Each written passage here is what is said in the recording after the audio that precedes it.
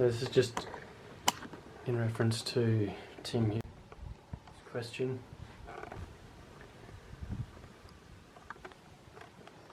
Not sure if you can see that rainbow. So the question was, why didn't I shoot that deer that we see up on his back face? And instead of just posting this on Facebook to tell one fella why I didn't shoot it, I thought it'd be interesting just to make the video on why I didn't shoot that deer and why I shot a prepubescent hog deer or immature hog deer, stag. We'll start off with this Samba. As you can see, he's up on that back wall chasing that hind.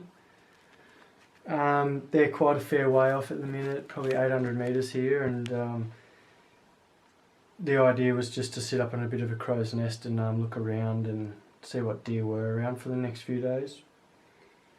So when that one comes out, it's pretty awesome to see. You know, that's exactly what we're looking for, Samba stag. I think with a bit of experience and using the camera and the binoculars, I was able to tell just how big that deer was, and I felt like it was only 23 inches or so. And I feel like that everyone else out there is looking for 30+ inch animals, and I just feel to practice a little bit of what I'm preaching is I got to let a lot of these deer go. I'm quite happy to see them up there far away or close or whatever, get some videos and just let it do its thing and walk away from that deer knowing that it may have 12 months, another 12 months quite easy before someone sees it, or that particular deer, it won't last 12 months probably, but I give it the chance that it might. And we got some footage and all that of it, so that's pretty cool.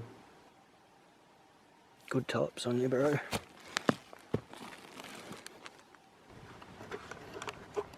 So to be fair, at the moment, I can't get my camera to focus on the deer up there for some reason. It's only like 800 metres away and it just can't get any decent focus.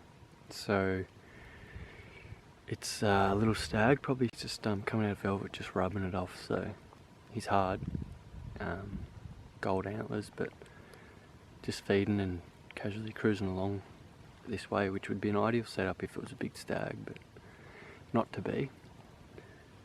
Bit of drizzle coming in over the valley there. See what happens the next few hours and just see what this deer gets up to.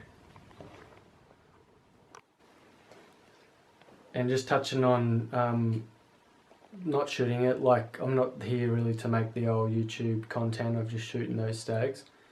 I'd rather shoot 10 does, and even that's changing a little bit now because of the post-fires population plus culling and ongoing culling efforts combined with illegal shooting. There's not really that many deer out there, so for us to realistically expect to have big stags in the near future, we're going to have to let a lot of stags go, and particularly possibly even just the spikers. That one sounds weird, but that's a 10-year sort of investment for a trophy shooter, whereas your 20 inches, 15 inches, they might be only a 5-year investment. And then this 23, he's probably 2-3 years away from being quite a good deer. So the more people that just might take a photo of him or look at him in the binoculars and leave him to it and not try and just ping him at 800 metres or whatever, the better the odds are that that deer is going to grow up into a big deer. And I think that's what I'm trying to put out there. And if we do feel there's a deer problem or we're on the access the private for the deer issue, to take the hinds and to still let those stags cruise, get back in the bush. They're not going to hang around the farm. Get back in the bush and maybe see them in a couple of years. Righto, so the walk up was definitely worth the struggle. And I should be able to cross here to get up into there, to get across to there, and I'd be able to have shot that. But I'll worry about hunting all this again from up in here tomorrow. Now I know what I'm up against. Ridge runner, go across if there's one. Yeah.